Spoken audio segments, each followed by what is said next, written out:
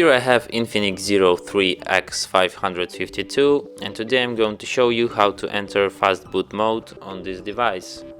So first of all, you have to turn it off by holding power key. Next, after it completely turns off, you have to hold down combination power key and volume up for a few seconds to enter boot mode. And in boot mode, you use volume up key to navigate, and you have to select second option, fast boot mode, with power key. And here you have message fast boot mode, and that means that your device is already entered fast boot mode.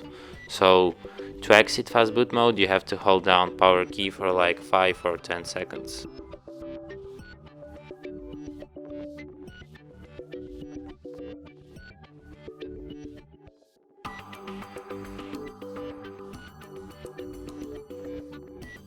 And that's it. Thanks for watching. If you find this tutorial useful, don't forget to hit that like button and subscribe to our channel.